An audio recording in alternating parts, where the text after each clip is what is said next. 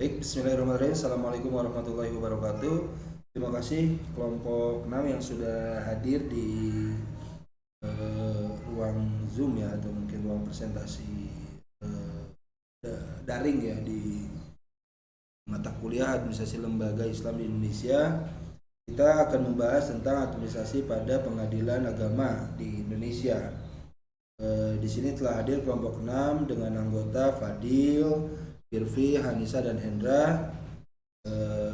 Saya persilahkan nanti untuk memberikan presentasinya tidak lebih dari 20 menit. Mohon gunakan waktu seefektif mungkin dan berikan penjelasan sebaik mungkin. Waktu dan tempat saya persilahkan kepada moderator untuk mengambil alih diskusi kali ini dulu, nanti itu baru kembali ke saya. Baik Bapak, terima kasih atas kesempatannya. Assalamualaikum warahmatullahi wabarakatuh. Selamat pagi dan salam sejahtera untuk kita semua. Alhamdulillahirabbil alamin wa bihi nasta'inu ala umuri dunya waddin wa sholatu wassalamu ala asrofil anbiya'i wal mursalin wa ala alihi washabihi ajmain amma ba'du. Puji dan syukur marilah kita panjatkan kehadirat Allah Subhanahu wa taala atas rahmat dan hidayahnya kita bersama bisa berkumpul dalam Zoom meeting pada pagi hari ini. Tak lupa salawat beserta salam marilah kita curah limpahkan kepada junjungan alam yakni Habibana wa Nabiyana wa Maulana Muhammad sallallahu alaihi wasallam. Yang saya hormati Bapak Khairul Umam, SIPMAG selaku dosen pengampu pada mata kuliah Administrasi Lembaga Islam Indonesia dan seluruh rekan-rekan yang saya banggakan. Alhamdulillah pada pagi hari ini saya dan rekan-rekan saya mendapat kesempatan untuk menyampaikan hasil pembahasan dari diskusi kami mengenai administrasi pengadilan agama yang meliputi tugas, fungsi, dan administrasi di dalamnya. Sebelumnya, di sini saya akan mengenalkan anggota kelompok 6 terlebih dahulu. Yang pertama ada Fadil, kemudian Firpi, Hanisa, dan saya sendiri. Baik, untuk mengefektifkan waktu, langsung saja menuju pembahasan pertama mengenai pengertian administrasi dan pengertian pengadilan agama yang akan disampaikan oleh Saudari Firpi. Pada Saudari Firpi, saya persilahkan. Baik, terima kasih kepada moderator. Yang pertama, saya akan menjelaskan mengenai apa itu administrasi. Apa sih administrasi ini? Nah, dalam arti luas, administrasi ini istilahnya itu berhubungan dengan kegiatan kerjasama yang dilakukan manusia atau sekelompok orang sehingga mencapai tujuan yang mereka inginkan gitu. Nah, namun tidak semua kegiatan ini bisa disebut administrasi gitu. Selama ini istilah administrasi ini kan dipergunakan dalam berbagai macam pengertian yang seringkali mengubah hakikat yang terkandung dalam administrasi itu sendiri. Nah, ada yang berpendapat juga bahwa menurut Sudikin dan Damai ini, administrasi ini adalah penyusunan atau pencatatan informasi yang menyediakan keterangan agar memudahkan memperolehnya kembali informasi itu gitu. Selanjutnya ada pengertian pengadilan. Dalam bahasa Inggris, pengadilan ini disebut court atau dalam bahasa Belanda juga bisa disebut rechtbank. Yang dimaksud ini adalah pengadilan ini adalah badan yang melakukan peradilan berupa memeriksa, mengadili, dan memutuskan perkara. Nah, pengadilan ini memiliki kata dasar adil. Kata dasar adil ini memiliki arti juga, yaitu proses mengadili, upaya untuk mencari keadilan, penyelesaian sengketa hukum di hadapan badan peradilan, yang terakhir ada berdasar hukum yang berlaku. Nah, pengadilan ini merupakan ada tingkatannya gitu. Yang tingkatan yang pertama ini adalah pengadilan agama.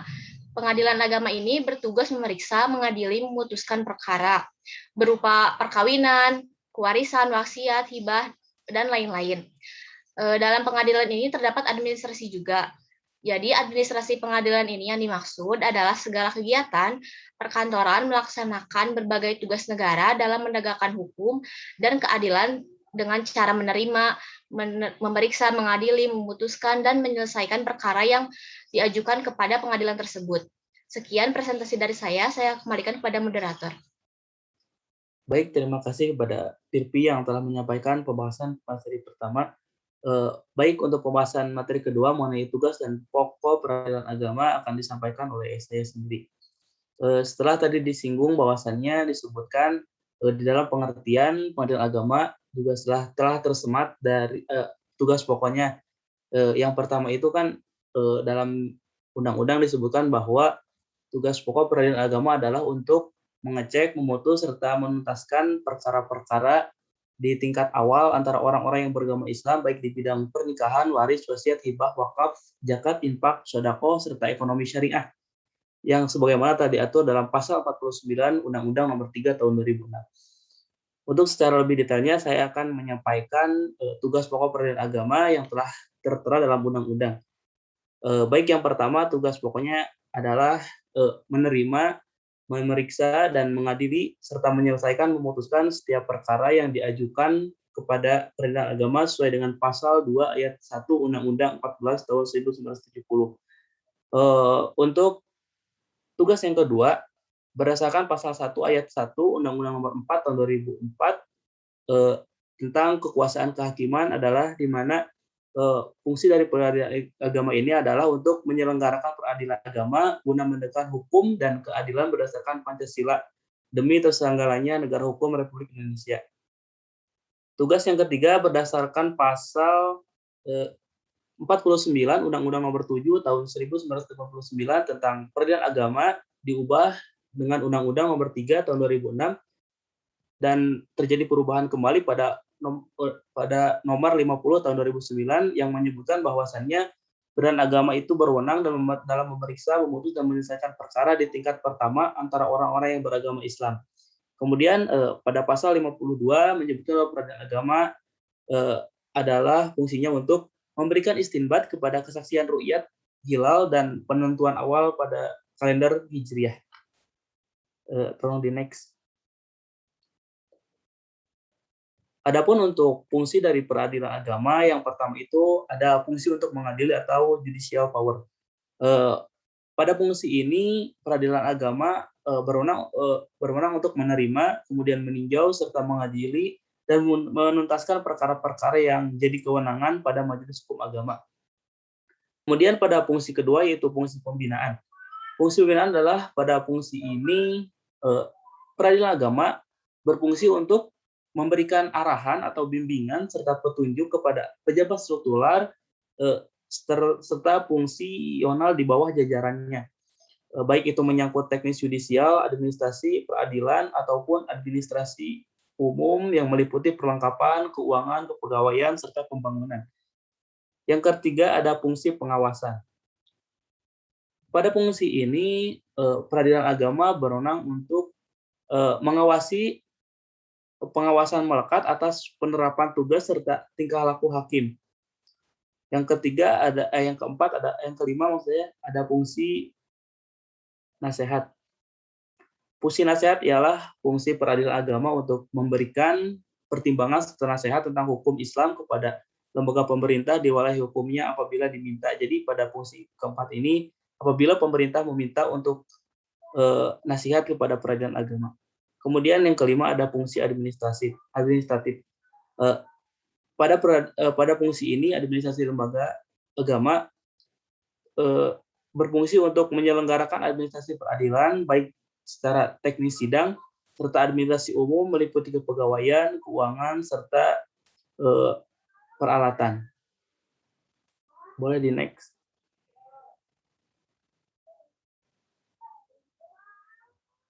Nah, adapun peran peradilan agama yang berkaitan dengan administrasi adalah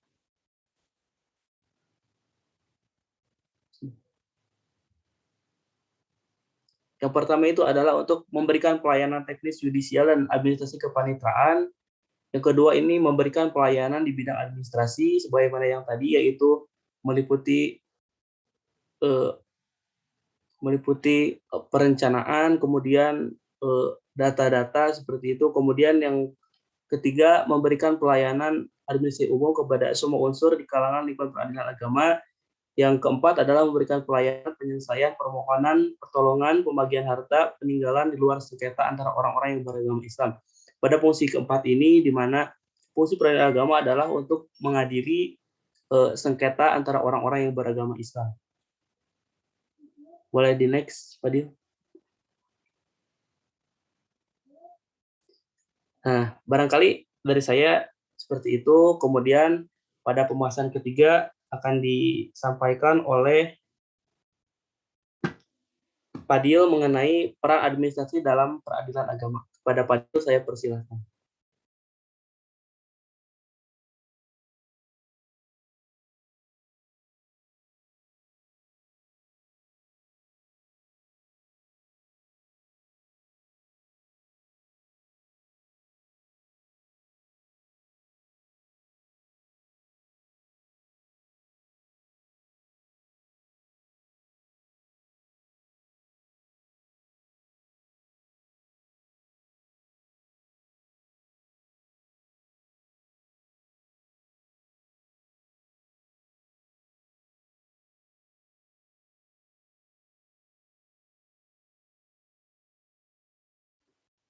Kepada Fadil saya persilahkan.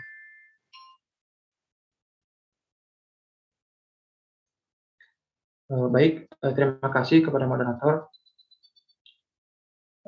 Sebelumnya sempat disinggung bahwa pengadilan agama itu bertugas dan berwenang memeriksa, memutus dan menyelesaikan perkara-perkara antara orang-orang yang beragama Islam. Nah, dari pernyataan tersebut terdapat fungsi peradilan agama yang berkaitan dengan administrasi. Nah, yang pertama, memberikan pelayanan teknis justisial dan administrasi kepaniteraan bagi perkara tingkat pertama serta penyitaan dan eksekusi. Yang kedua, memberikan pelayanan di bidang administrasi, perkara banding, kasasi, dan peninjauan kembali serta administrasi peradilan lainnya. Yang ketiga yaitu memberikan pelayanan administrasi umum kepada semua unsur di lingkungan pengadilan agama, termasuk kepegawaian dan keuangan, kecuali biaya perkara. Dan yang keempat, memberikan pelayanan penyelesaian permohonan, pertolongan pembagian harta peninggalan di luar sengketa antara orang-orang yang beragama Islam yang dilakukan berdasarkan hukum Islam, sebagaimana diatur dalam pasal 107 ayat 2 Undang-Undang Nomor 3 Tahun 2006 tentang perubahan atas Undang Nomor 7 Tahun 1949 tentang peradilan agama. Nah, dalam perkara waris ini, yang menjadi tugas dan wewenang pengadilan agama disebutkan berdasarkan penjelasan pasal 49 huruf B Undang-Undang Nomor 3 Tahun 2006 tentang perubahan atas Undang-Undang Nomor 7 Tahun 1949 tentang peradilan agama. Nah, dalam penjelasan undang-undang ini terdapat kalimat yang berbunyi, para pihak sebelum berperkara dapat mempertimbangkan untuk memilih hukum apa yang dipergunakan dalam pembagian warisan. Tapi, dengan adanya amandemen terhadap undang-undang tersebut, kini kalimat itu dinyatakan dihapus. Dalam penjelasan umum Undang-Undang Nomor 7 Tahun 1959 tentang peradilan agama dijelaskan, bila mana pewarusan itu dilakukan berdasarkan hukum Islam, maka penyelesaiannya dilaksanakan oleh pengadilan agama. Sekian pembahasan dari saya kembalikan ke moderator. Baik, terima kasih Pak Saudara Fadil yang telah mengagas mengenai peran administrasi dalam peradilan agama.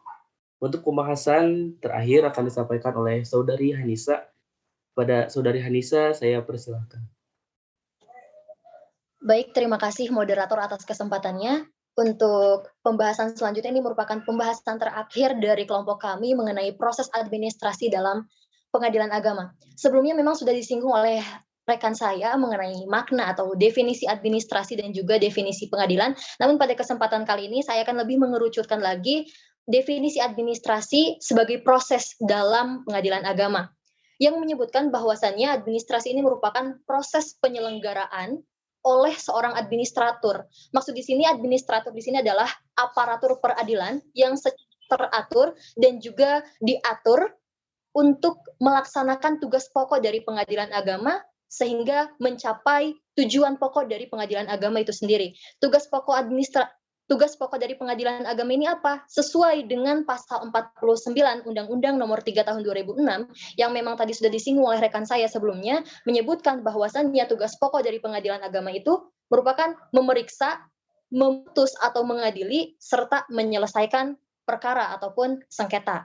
Sehingga dengan dilaksanakannya proses administrasi dalam pengadilan agama ini dapat mencapai tujuan pokok dari pengadilan agama. Apa tujuan pokoknya? Yakni titik akhir dari tugas pokok, yakni penyelesaian permasalahan ataupun penyelesaian sengketa.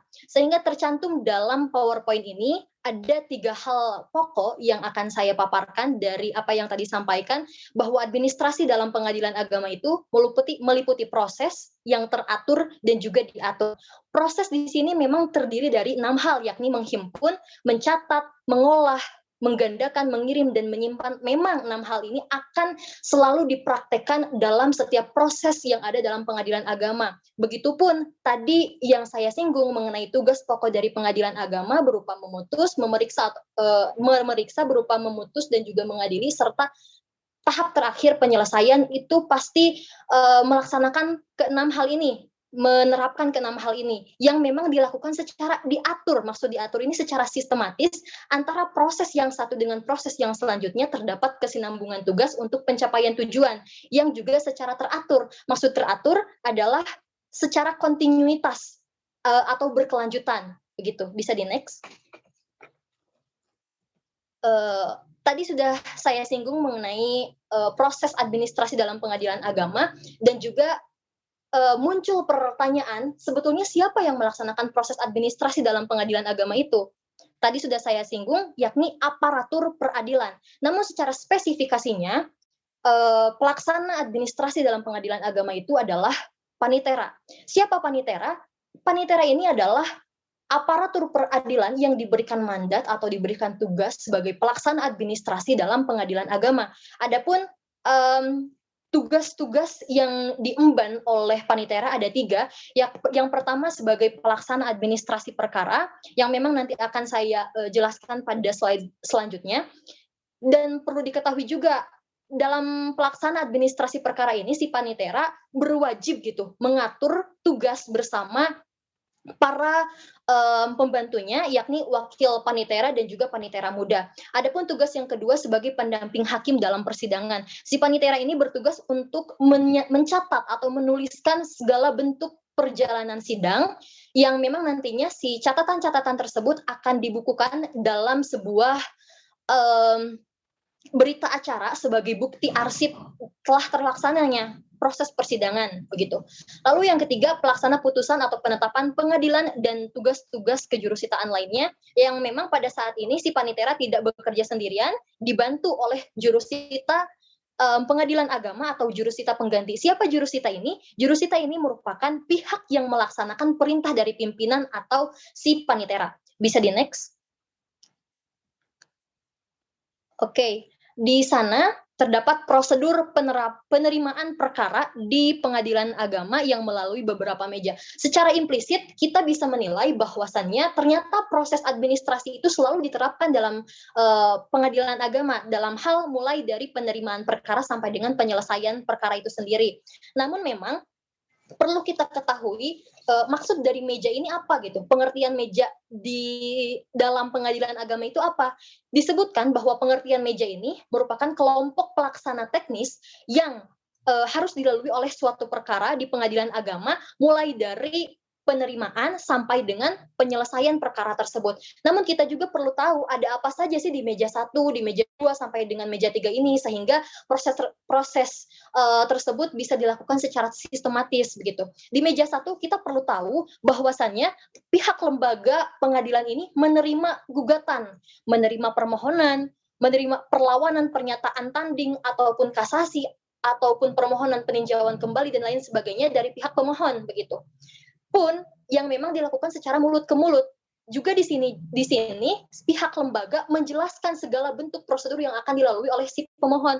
Salah satunya adalah penjelasan mengenai SKUM, surat kuasa untuk membayar. Jadi nanti si pemohon ini akan dimintai biaya dalam setiap proses penerimaan perkara gitu. Proses pengajuan perkara akan dimintai sejumlah biaya yang memang biaya tersebut itu sudah tercantum dalam SKUM, surat kuasa untuk membayar tersebut, yang memang nantinya uang tersebut itu akan dihimpun di kas pengadilan, oleh kas pengadilan akan disalurkan ke kas negara, begitu.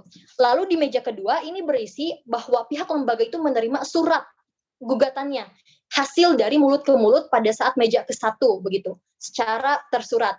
Adapun pada meja ketiga ini berisi lembaga itu menyerahkan salinan putusan dari Pengadilan Tinggi Agama atau Mahkamah Agung kepada yang berkepentingan. Kenapa Mahkamah Agung? Karena memang Pengadilan Agama ini merupakan sebuah lembaga yang berada di bawah naungan Mahkamah Agung. Nah, tadi saya lupa menyinggung bahwasannya pada meja kedua ini kan pihak lembaga menerima surat gugatan dari si pemohon. Nah, si panitera ini bertugas untuk memberikan permohonan itu ke pihak PTA atau Pengadilan Tinggi Agama gitu, ataupun Mahkamah Agung, yang nantinya ketika si Mahkamah Agung ini sudah menerima dan memberikan putusan, dikembalikan lagi ke si panitera, dan nanti salinan putusan itu oleh panitera diberikan kepada si yang berkepentingan atau yang mengajukan permohonan tersebut dari sejak awal. Bisa di next. Nah, ini administrasi perkara yang memang tadi sudah saya bincang sedikit, bahwasannya administrasi perkara ini merupakan salah satu tugas pokok yang diemban oleh seorang panitera atau seorang pelaksana administrasi dalam pengadilan agama. Pada kesempatan kali ini, kelompok kami akan menjelaskan mengenai 3 administrasi perkara, yakni administrasi perkara banding, kasasi, dan juga peninjauan kembali. Administrasi perkara banding ini ditujukan untuk pihak yang memang tidak puas atau tidak bisa menerima atas putusan yang telah diberikan oleh Pengadilan Tinggi Agama atau Mahkamah Agung. Seperti halnya tadi disinggung pada meja ketiga ini, si pihak lembaga ini kan memberikan salinan putusan dari MA kepada yang berkepentingan gitu. Nah, nanti kalau misalnya orang yang bersangkutan ini tidak puas atas putusan itu, diberikan kesempatan pihak yang pemohon itu untuk bisa mengajukan permohonan banding kepada Pengadilan Agama melalui panitera dengan syarat-syarat tersebut yang terpampang pada PowerPoint, yakni batas waktunya adalah 14 hari setelah putusan Pengadilan Agama. Lalu bagaimana kalau misalnya lebih? Tidak apa-apa. Hal tersebut akan diproses oleh Pengadilan Agama, namun dengan surat ketentuan tertentu gitu. Yang selanjutnya tidak diperkenankan menolak permohonan banding. Si pihak Pengadilan Agama tidak diperkenankan gitu untuk menolak permohonan banding dari si pemohon. Lalu harus melunasi biaya banding tanpa cicilan. Biaya banding ini sesuai dengan SKUM pada meja pertama, surat kuasa untuk membayar, yang memang nominal biayanya itu sudah di atas persetujuan Mahkamah Agung. Yang terakhir itu, apabila Pengadilan Agama telah selesai memeriksa, apabila panitera, maksudnya ini ada salah penulisan, telah selesai memeriksanya, membuat penetapan baik itu menolak ataupun menyetujui, maka hasilnya itu dikirim ke Pengadilan Agama. Oke, next. Administrasi perkara peninjauan kembali. Nah, ini terjadi ketika ada kekeliruan atas hasil putusan tersebut. Sebagaimana prosedur dari administrasi perkara peninjauan kembali ini, yang pertama si permohonan peninjauan kembali ini harus diajukan sendiri oleh pihak yang berperkara. Jadi tidak bisa diwakilkan, tidak bisa dibadalkan gitu. Kecuali si pemohon ini meninggal dunia. Contohnya kita bisa mengambil pada perkara waris, misal orang yang bersangkutan ini meninggal dunia, maka pada peninjauan kembali ini bisa diwakilkan oleh ahli warisnya yang memang masih hidup gitu. Lalu si permohonan peninjauan kembali hanya bisa diajukan 1 kali, dan juga pemohon harus membayar biaya kepada panitera yang memang sesuai dengan SKUM. Lalu setelah itu si surat permohonan itu dikirimkan ke Mahkamah Agung, dan juga jika sudah diberikan putusan oleh Mahkamah Agung, salinan putusannya itu diberikan kepada pihak Pengadilan Agama oleh panitera dibubuhi cap ataupun sebagai bentuk legalitas titi mangsa, dan juga berkas itu disusun dengan baik. Berkas disusun dengan baik ini merupakan sebuah aktivitas administrasi, ya, aktivitas pengarsipan. Maka dari itu aktivitas administrasi banyak diterapkan di Pengadilan Agama. Next. Oke, ini terakhir administrasi perkara kasasi. Kasasi ini merupakan pembatalan putusan yang memang hanya merupakan tindakan dari Mahkamah Agung gitu sebagai pengawas tertinggi atas putusan-putusan lainnya. Kenapa sih kasasi ini bisa terjadi? Ini sesuai dengan pasal 30 Undang-Undang Nomor 5 Tahun 2004 tentang perubahan atas Undang-Undang Nomor 14 Tahun 1985, yaitu karena si pengadilan ini tidak wewenang atau melampaui batas wewenangnya, juga salah menerapkan atau melanggar hukum yang berlaku, serta lalai memenuhi syarat-syarat yang diwajibkan oleh peraturan perundang-undangan. Adapun prosedur dalam perkara kasasi ini seperti yang ada dalam PowerPoint, poin-poinnya, panitera hanya panitera yang dapat menangani perkara kasasi ini karena memang ini merupakan tugas pokok dari panitera. Lalu menerima perkara tersebut apabila masih dalam tenggang waktu 14 hari dan telah melunasi biaya kasasinya. Nah, lalu bagaimana permasalahannya jika orang yang bersangkutan yang memang sebagai pemohon ini tidak memiliki uang ataupun orang tersebut itu kurang mampu? Nah, tetap ditindaklanjut oleh si pihak lembaga dengan cara si pihak lembaga ini akan memeriksa apakah betul orang yang bersangkutan ini tidak bisa membayar gitu. Nanti akan dibuatkan sebuah berita acara berupa persetujuan dan juga penolakan. Kalau persetujuan berarti si orang yang bersangkutan tetap bisa langsung diproses gitu permohonannya. Adapun yang ditolak, yang memang pihak lembaga menilai orang yang bersangkutan ini masih bisa membayar biaya perkaranya, maka proses akan dilaksanakan dengan catatan orang yang bersangkutan harus membayar terlebih dahulu. Begitu. Lalu panitera ini memberitahukan secara tertulis kepada pihak lawan setelah diberikannya putusan dari Mahkamah Agung. Lalu panitera ini membuat tanda terima, panitera menyampaikan salinan memori kasasi ini kepada pihak lawan selambat-lambatnya 30 hari dengan adanya tanda terima.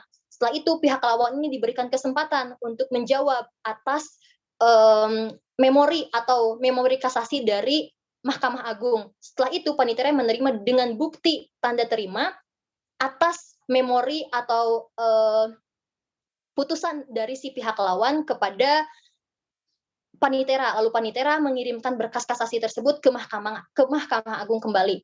Begitu. Mungkin itu saja yang dapat saya paparkan. Saya kembalikan lagi kepada moderator. Baik, terima kasih kepada Saudari Hanisa yang telah menyampaikan materinya sekaligus memperjelas kembali terkait dengan proses administrasi yang berkaitan dengan pengadilan agama. Alhamdulillah, rangkaian pemaparan materi dari kelompok 6 telah selesai dilaksanakan. Untuk mungkin akan ada pertanyaan dari Bapak, saya persilakan kepada Bapak.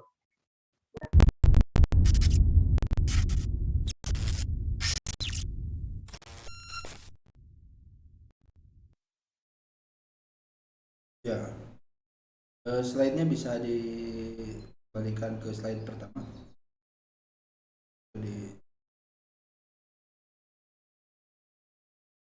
Terima kasih kepada kelompok 6 yang sudah memaparkan cukup detail.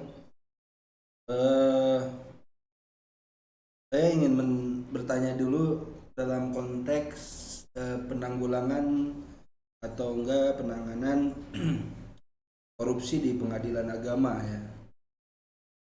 Jadi banyak yang atau mungkin persepsi masyarakat itu masih banyak yang berpikir bahwa berperkara di pengadilan agama itu bisa cepat atau bisa lambat gitu kan, kayak gitu, atau bisa dibadalkan istilahnya kan kayak gitu, karena terlalu banyaknya kasus ya, banyaknya perkara yang masuk ke pengadilan agama. Nah, menurut kalian bagaimana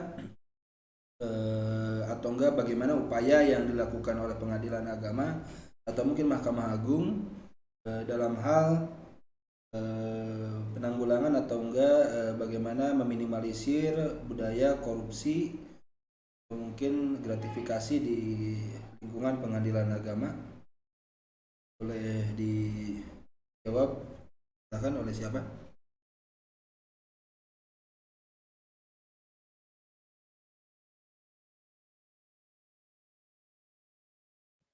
Mohon izin Bapak, saya izin menjawab. Silakan.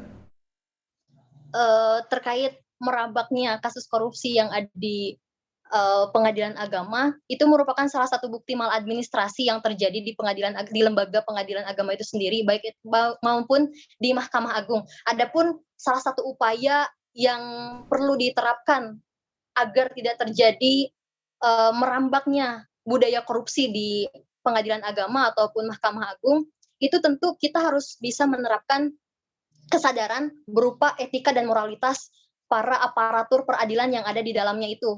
Mungkin seperti itu. Juga karena memang yang namanya pengadilan agama ini merupakan sebuah lembaga yang memang sebagai jembatan yang diperuntukkan oleh masyarakat untuk mempermudah masyarakat sebagai salah satu bentuk kebijakan yang telah dibentuk, juga untuk melayani masyarakat, untuk mempermudah segala bentuk proses peradilan, begitu. Kan salah satu tujuan masyarakat mengajukan permohonan ke lembaga tersebut itu untuk mendapatkan keadilan gitu, untuk mendapatkan haknya. Nah, salah satu upayanya perlu diterapkan etika dan moralitas untuk seluruh aparatur peradilannya gitu, Pak. Ya. Yang lain silakan. Ada yang mau menambahkan? Izin menambahkan dari jawaban Hanisa, menurut saya yang bisa kita lakukan ini agar korupsi ini tidak ada di pengadilan agama ini, harusnya ada, menurut saya ada tim yang bertugas. Jadi misalkan setiap kasus itu ada tim yang bertugas mengenai aparatur yang menyangkut tentang kasus tersebut. Nah, harusnya kita juga mengecek gitu administrasi tersebut, apakah mereka itu korupsi atau enggak gitu. Nah, pembagian tugas ini juga sangat penting. Jadi harus orang-orang yang benar-benar dipercaya agar orang tersebut tidak korupsi gitu. Nah, jadi gimana orang-orangnya sendiri sih, Pak? Menurut saya gitu. Jadi seharusnya mereka itu bertanggung jawab atas tugas yang mereka lakukan. Sekian. Masih ada yang ingin menambahkan? Dari saya, Bapak, Boleh, silakan. sedikit menambahkan dari jawaban rekan-rekan saya. Menurut saya, alangkah baiknya dalam proses pengadilan agama, baik itu dari tingkat Mahkamah Agung dan peradilan agama itu sendiri, adalah pelibatan masyarakat, Bapak, yang memang sangat diperlukan dalam hal transparansi pengadilan itu sendiri, khususnya dalam bidang korupsi. Jadi pada intinya pelibatan masyarakat sebagai pengawas itu sangat diperlukan, Bapak. Lain? Silakan, ada yang bahkan? Saya menambahkan sedikit, Pak. Jadi memang seharusnya para pejabat itu yang berwenang diwajibkan memberikan jawaban yang memang sesuai keterangan gitu, sesuai versinya masing-masing gitu, Pak. Gitu, Pak, yang saya. Ya. Oke, saya lanjut ke pertanyaan kedua ya. Perkara yang bisa diadili atau mungkin yang bisa diajukan ke pengadilan agama itu coba kan kalian bisa menjelaskan perkara apa saja. Lalu menurut kalian apakah memang ada perkara yang sebetulnya bisa dipindah dari pengadilan agama ke pengadilan umum, atau mungkin ada dari pengadilan umum yang bisa ditarik ke pengadilan agama perkaranya? Jadi ada beberapa perkara yang bisa saya bisa sebutin sih, tapi maksudnya saya minta dari kalian dulu untuk jelaskan berapa perkara. Lalu kira-kira dari perkara-perkara tersebut sebetulnya ada yang seharusnya tidak ada di pengadilan agama, bisa ke pengadilan umum atau ke pengadilan tinggi negeri ya, atau ke misalnya pengadilan apa yang lainnya. Ada juga yang misalnya di pengadilan umum betulnya itu harusnya sebagai bagian dari pengadilan agama. Bahkan mungkin ada yang bisa menjelaskan?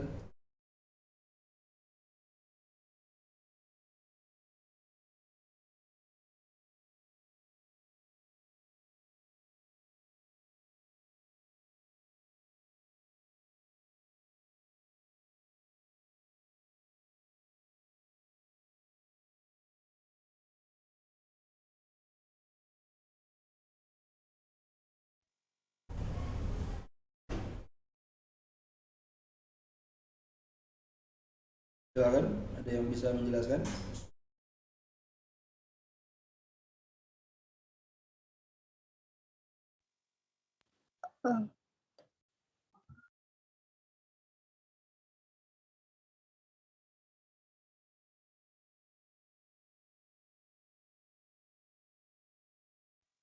Mohon izin Pak. Boleh. Adapun izin menjawab atas pertanyaan tadi perihal perkara yang memang bisa dilakukan di pengadilan umum, begitupun sebaliknya perkara yang bisa dilaksanakan di pengadilan agama gitu. Salah satunya menurut saya itu perkawinan dan juga waris, karena yang memang saya ketahui ketika proses perkara perkawinan yang dilaksanakan di pengadilan agama itu kan melalui beberapa mediator, maksudnya si pihak pemohon ini bisa memilih mediator di atas hakim yang memang ada di pengadilan agama itu sendiri. Jadi saya rasa hal tersebut, si perkara perkawinan ini bisa dilaksanakan juga di pengadilan umum gitu, karena memang ini sifatnya itu general gitu. Adapun untuk waris ini saya rasa pun bisa diterapkan juga, bisa diselesaikan gitu penyelesaian sengketanya di pengadilan umum begitu Pak.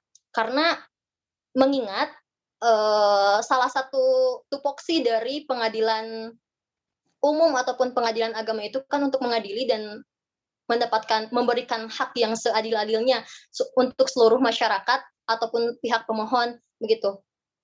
Adapun karena memang dalam proses pengadilan di pengadilan tinggi agama ataupun pengadilan umum itu dilakukan secara sistematis dan juga sangat membantu si pihak pemohon untuk menyelesaikan sengketa tersebut. Saya pikir kedua perkara ini bisa dilaksanakan di pengadilan agama pun di pengadilan umum gitu Pak. Lainnya bisa menambahkan mungkin? Saya Bapak. Mungkin teman dari saya terkait dengan pelayanan atau penyuluhan hukum.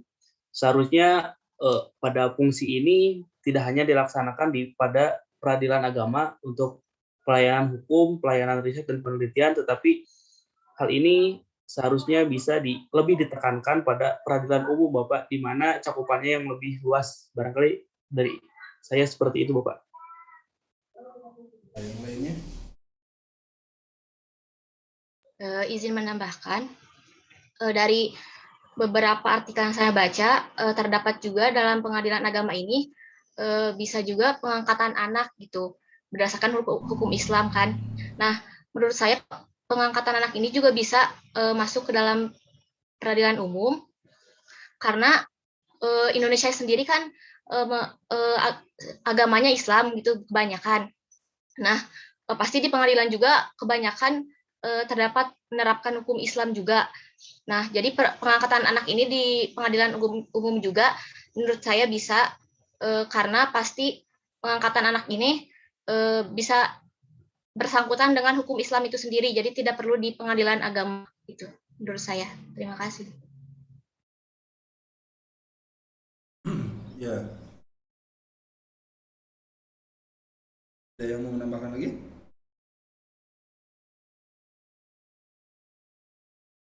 Oke, kalau tidak ada, saya ke pertanyaan ketiga ya.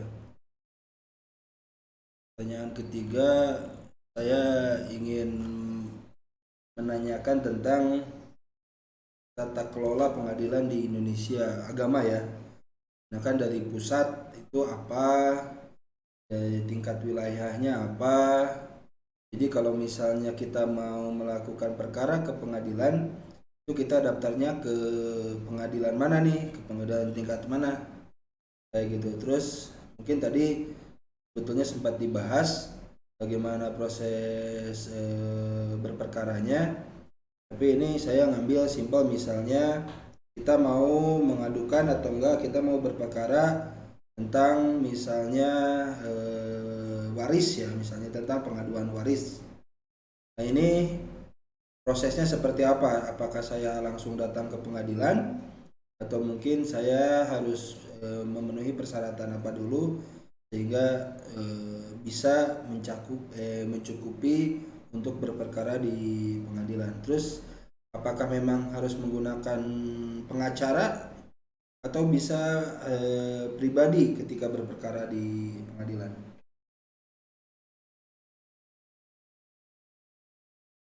Khususnya di pengadilan agama ya.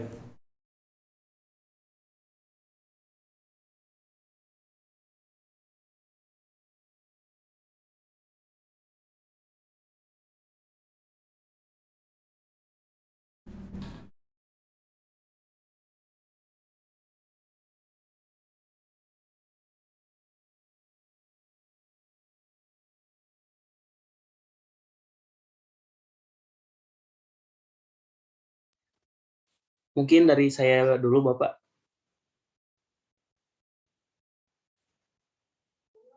Boleh, silakan. Mengenai pertanyaan Bapak, saya rasa akan lebih tepat apabila kita didampingi oleh pengacara, Bapak.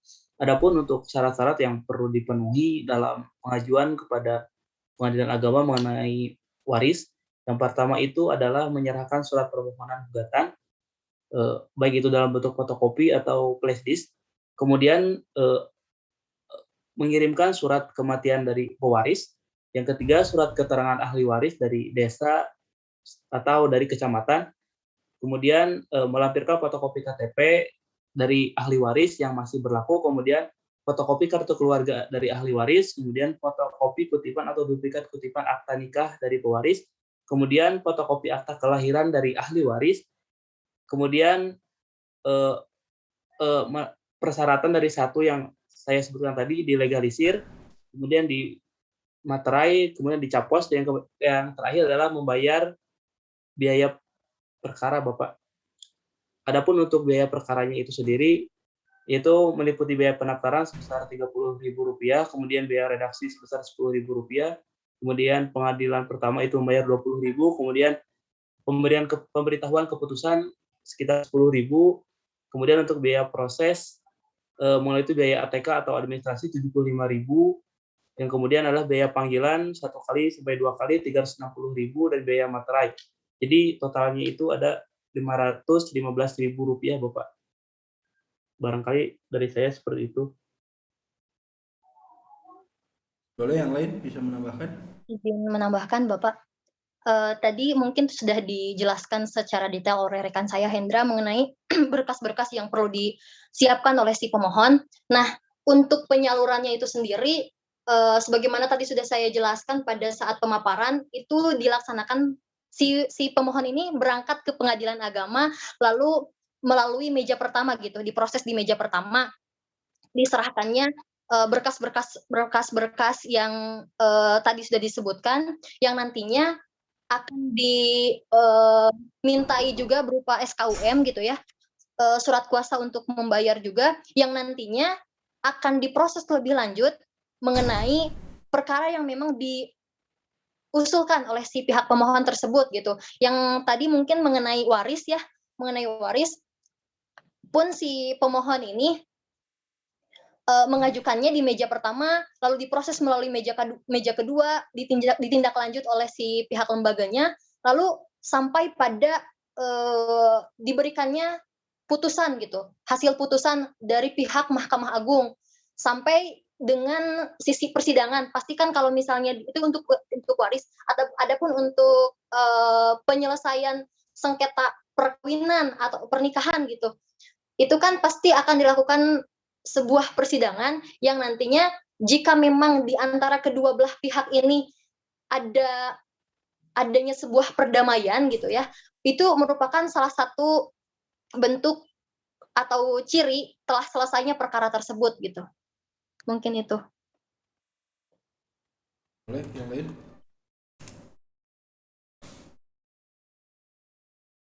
Yang ingin ditambahkan? Saya sedikit ingin menambahkan ya, soal siapa yang berhak membuat surat ahli waris. Nah, surat ahli waris ini berhak dibuat oleh ahli waris dari sang pewaris itu sendiri. Proses pembuatannya pun harus memiliki 2 saksi serta dikuatkan oleh kepala kelurahan atau desa, dan kepala camat wilayah tempat tinggal pewaris saat meninggal dunia. Artinya, akta dibuat di bawah tangan, bukan akta autentik. Gitu, Pak.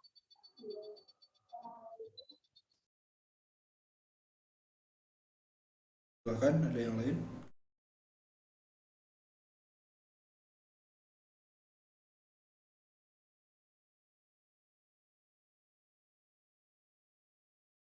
Oke, pertanyaan terakhir dari saya.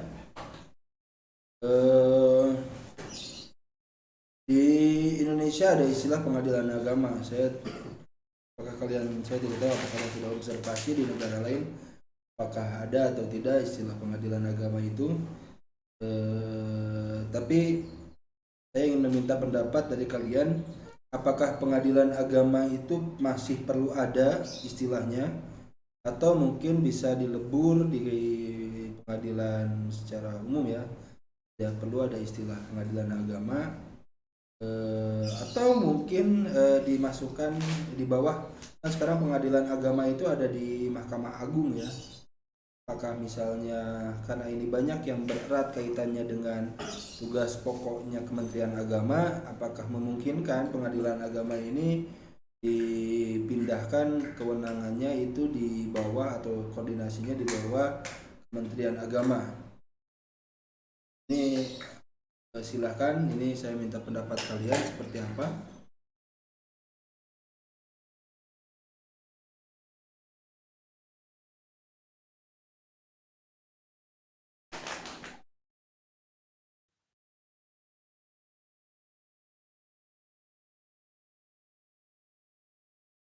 Silakan, dari siapa dulu? Izin jawab Boleh. pertanyaan dari Bapak.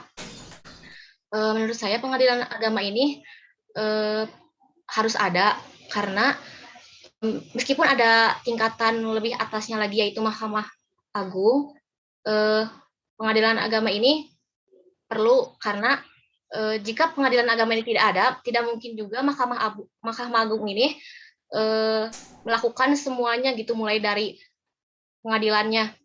Jadi pengadilan agama ini sangat penting dan bisa merujuk juga kan ke Islam-Islaman gitu.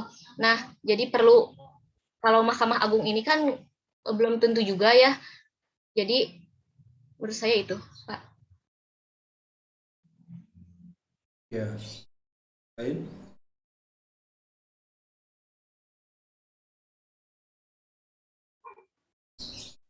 Dari saya, Bapak. Boleh. Sama, menurut saya sama dengan dari pernyataan dari saudari Firvi sebelumnya, bahwasannya memang sangat diperlukan peradilan agama. Hal itu berguna untuk lebih mengoptimalisasikan dari peran-peran agama gitu, Bapak. Jadi sudah sesuai dengan topoksi dari tugas-tugasnya itu sendiri. Jadi memang sangat diperlukan dalam hal efektivitas dalam hukum itu sendiri. Kemudian Bapak tadi juga menanyakan bahwasannya apakah peradilan agama ini bisa di bawah naungan Kementerian Agama. Menurut saya itu adalah suatu hal yang mungkin untuk dilaksanakan, karena menyangkut dengan keagamaan itu sendiri, khususnya dalam agama Islam, Bapak. Mungkin dari saya seperti itu. Izin menambahkan, mungkin ini sejalan dengan yang tadi dijelaskan oleh rekan saya sebelumnya. Pun yang tadi ditanyakan oleh Bapak, apakah ada bentuk peradilan agama juga di negara lain? Tentu ada. Salah satunya di negara Saudi Arabia gitu, yang memang mengadakan sebuah lembaga pengadilan agama gitu, yang untuk mempermudah rakyatnya melaksanakan proses peradilan gitu, proses perkara untuk diselesaikan di pengadilan agama tersebut, di lembaga tersebut. Adapun apakah seberapa pentingnya gitu adanya lembaga pengadilan ini di Indonesia, apakah hanya sebatas apakah kita cukup gitu hanya melaksanakan proses peradilan ini melalui Mahkamah Agung? Saya rasa tidak cukup, karena memang Mahkamah Agung ini memang lembaga yang sangat tinggi dan juga tidak mungkin gitu mereka bisa bekerja sendiri. Pun dengan adanya stakeholder yang lainnya, dengan dibentuknya peradilan tinggi agama atau pengadilan agamanya, yang memang pengadilan agama ini kan merupakan kelas 1 gitu, kelas 1 di tingkat peradilannya, untuk bisa menghimpun permasalahan yang ada di setiap daerahnya gitu, yang nantinya oleh si pengadilan agama ini disalurkan kembali gitu ke pengadilan tinggi agama di pihak pusat, pun dari PTA-nya juga disalurkan juga ke si Mahkamah Agung. Makanya dengan diadakannya pengadilan agama tingkat pertama ini sangat memudahkan si masyarakat untuk bisa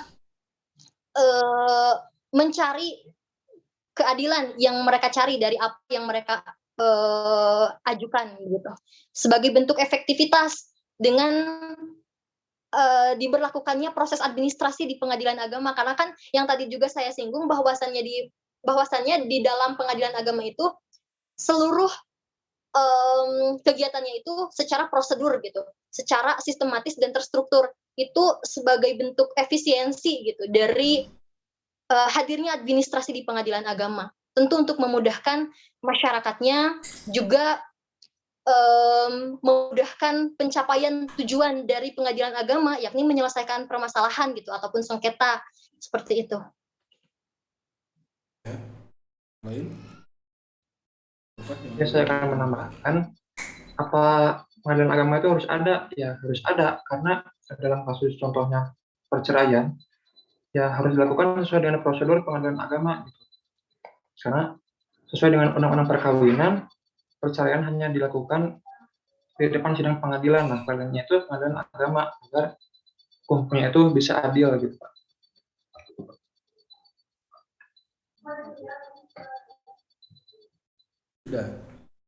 Sudah, Pak.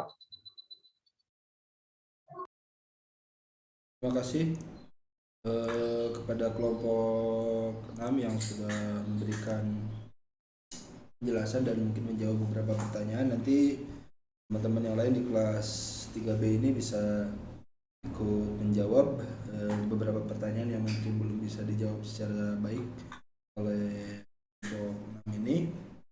Saya ingin sedikit memberikan pemantik diskusi saja di kolom komentar ya, bahwa pengadilan agama di Indonesia itu sebetulnya dulu itu ada di bawah Kementerian Hukum ya, Kementerian Politik Kemenkumham ya. Jadi langsung tidak di bawah Mahkamah Agung. Kenapa? Karena berkaitan dengan pengadilan ketatausahaan negara, jadi di bawah ketatausahaan. Jadi nah dulu kan kebanyakan itu perkaranya itu perkara gugat cerai, waris dan yang lain-lain, yaitu erat kaitannya dengan dokumen kenegaraan yang lainnya. Contoh misalnya pada saat perceraian atau pernikahan ada buku nikah yang memang sebetulnya itu sebagai salah satu dokumen negara. Lalu ada misalnya waris atau misalnya wakaf atau infak atau apa, itu erat kaitannya dengan biasanya dokumen negara lain seperti sertifikat tanah dan yang lain-lainnya. Ini keabsahan sertifikat tanah dan yang lain itu kan ada di bawah Kementerian Hukum dan HAM. Tapi ya itu di tahun 2004 semua organisasi tata laksana pengadilan agama itu dipindahkan ke Mahkamah Agung ya. Apakah ini efektif atau tidak mungkin jadi lebih sulit atau tidak, tapi pada prinsipnya mengapa dipindahkan ke Mahkamah Agung itu sebagai bagian dari reformasi di bidang hukum di Indonesia. Selanjutnya di masyarakat kita itu masih banyak yang berpikir bahwa ketika kita berperkara di pengadilan agama itu harus menggunakan kuasa hukum atau pengacara. Padahal kalau misalnya kita berperkara di pengadilan agama itu bisa atas nama pribadi, tidak perlu menggunakan pengacara. Jadi kecuali kalau misalnya mau menggunakan pengacara silahkan. Jadi setiap warga negara Indonesia mau di pengadilan agama atau mau di pengadilan umum itu berhak melakukan gugatan atas nama pribadi ya, tapi dirinya yang berperkara, atau misalnya menjawab gugatan dari orang lain. Jadi kalau misalnya ada keluarga kita yang ingin melakukan perkara di pengadilan agama, itu sebetulnya selama individu tersebut menguasai dan bisa ada waktu, ada luang dan yang lain-lainnya, itu bisa berperkara sendiri tanpa harus melibatkan kuasa hukum atau pengacara.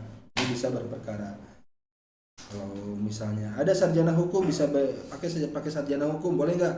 Boleh-boleh saja, tapi sarjana hukum yang sudah memiliki sertifikat sebagai lawyer. Jadi tidak semua sarjana hukum itu punya sertifikat sebagai lawyer, dan sarjana hukum yang juga beda-beda ya. Ada memang ada pidana, ada yang perdata ya, ada yang sarjana bidangnya bidang pengadilan agama ya. Terus untuk bidang-bidang yang tadi saya tanyakan, apakah ada nggak bidang yang sebetulnya itu bisa ditarik dari pengadilan umum atau sebaliknya? Yang salah satu hal yang memang menjadi tabu itu ada di pada saat pengadilan agama itu berperkara di pengadilan agama itu berkaitan dengan ekonomi syariah. Ekonomi syariah, di sana ada perbankan, di sana ada asuransi syariah. Jadi kalau misalnya masyarakat Indonesia ingin berperkara dengan perbankan syariah, itu dibawanya bukan ke perdata, bukan ke hukum perdata atau hukum pidana misalnya, atau perdata di pengadilan umum, tapi di pengadilan agama. Nah ini seringkali jadi ambigu gitu. Seringkali jadi ambigu, kenapa? Karena pada saat kita ngomongin masalah perbankan atau bisnis, itu biasanya memang sudah ada hukum bisnis dan yang lain-lainnya yang sebetulnya itu bisa diselesaikan dalam konteks tidak perdata. Jadi lebih banyak ke perdatanya dibanding ke akadnya ya. Jadi ini yang sebetulnya bisa dipindahkan dari pengadilan agama itu ke pengadilan umum, karena ini karena terlalu besar kaitannya dengan hukum perdataan ya. Itu selanjutnya untuk biaya ya. Biaya pada saat kita melakukan perkara di pengadilan agama sebetulnya nggak mahal-mahal banget ya. Perlu diketahui oleh masyarakat kita bahwa sebetulnya biaya gugatan-gugatan seperti misalnya cerai dan yang lain-lain gitu ya, termasuk itu kan sebetulnya tidak lebih dari 1 juta rupiah. Jadi paling kecil, paling besar juga kalau misalnya ada cerai talak goib ya, itu bisa 1 juta lebih ya totalnya. Tapi yang lainnya kan hanya sekitar 300, ada yang 500, ada yang. Nah, ini seringkali persepsi masyarakat itu pada saat ingin melakukan perkara di pengadilan agama itu biayanya bisa sampai 3 juta, 5 juta. Sama halnya pada saat kita misalnya ingin menikah. Kayak cenata ayah biaya nikah gitu ya. Padahal biaya nikah itu kita gratis. Kalau misalnya menikah di kantor urusan agama. Ya. Jadi cukup ku bismillah sebetulnya mah gitu. Menikah itu bisa cukup ku bismillah gitu. Karena sebetulnya negara sudah memfasilitasi. Begitupun dengan berperkara di pengadilan agama, misalnya untuk cerai dan yang lain-lain, itu sebetulnya tidak besar-besar, hanya sekitar 300 gitu. Tapi seringkali persepsi di masyarakat itu harus besar kayak gitu. Bahkan berpikir bahwa biasanya yang menjadi ladang-ladang korupsi atau misalnya menjadi ladang-ladang gratifikasi atau peluang-peluang korupsi dan gratifikasi itu pada saat itu tuh pengen perkaranya dipercepat misalnya kan kayak gitu. Nah itu akhirnya ditambahkan, tadinya harganya hanya 300-400 ribu, lalu ditambahkan menjadi 1 juta, 2 juta karena ingin cepat-cepat punya cerai misalnya kayak gitu, atau waris misalnya. Sudah nggak sabar pengen nikah lagi misalnya kan, yang bercerai itu kan kayak gitu. Nah, bisa pengen cepet-cepat gitu kan kayak gitu. Nah itu biasanya kan membayar lebih gitu. Seperti itu. Nah termasuk kayak model contoh-contoh yang lainnya seperti orang-orang yang berperkara dengan perbankan syariah atau misalnya dengan lembaga-lembaga keuangan syariah, ini juga akan sulit berhadapan dengan lembaga-lembaga keuangan syariah yang notabene itu mempunyai kapital yang besar kayak gitu. Bagaimana kita bisa berperkara sedangkan mereka sendiri sebetulnya menjadi penyumbang dana juga untuk pengembangan arbitrase syariah di agama, kan susah. Nah terus ada biaya banding, ada biaya kasasi dan yang lain-lainnya, itu juga sebetulnya tidak terlalu besar. Ya, inilah yang harus diedukasi oleh seorang administrator Islam, administrator negara ya. Kita sebagai administrator publik itu perlu diedukasi bahwa biaya berperkara di pengadilan agama, biaya administrasi lembaga Islam itu sebetulnya tidak besar saja.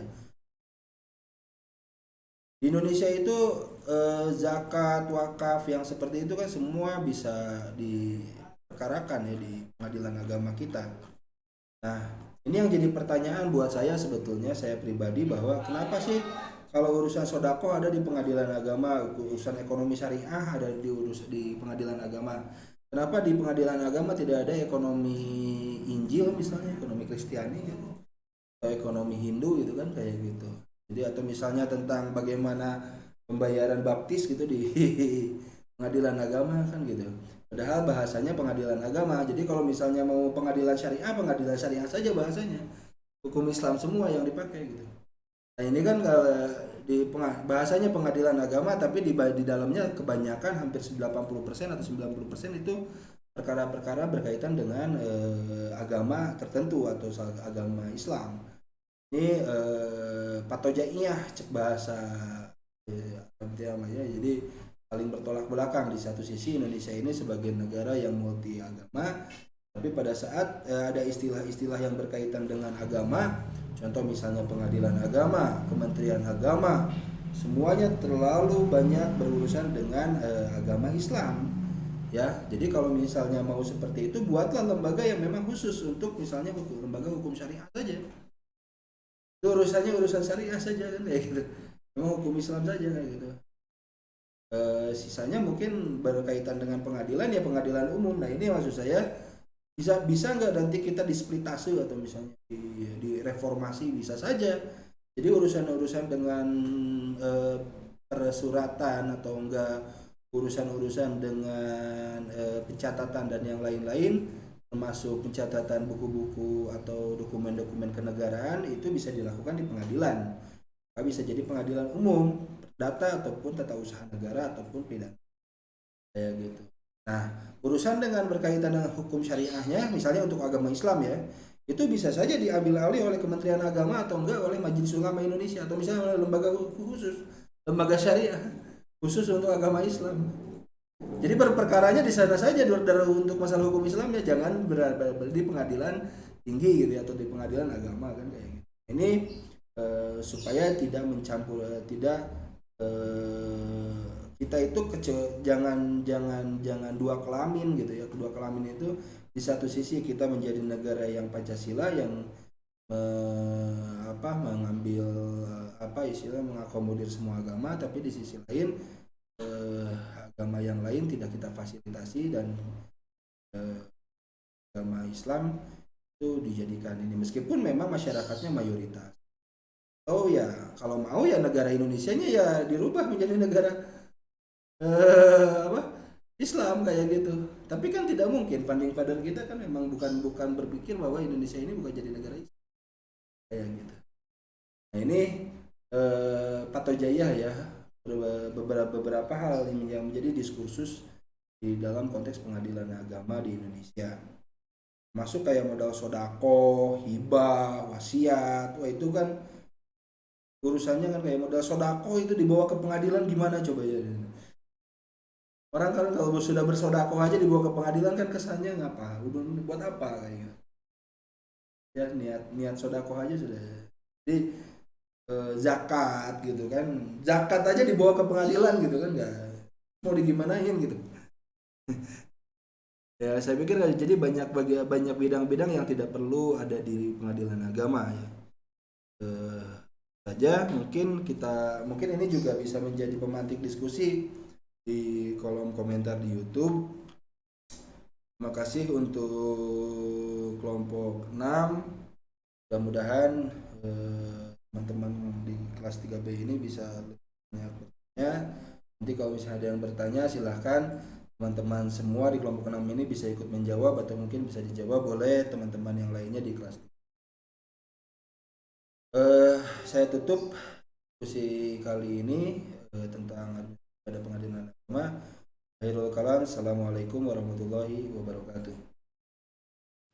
Waalaikumsalam warahmatullahi Waalaikumsalam. Waalaikumsalam warahmatullahi wabarakatuh.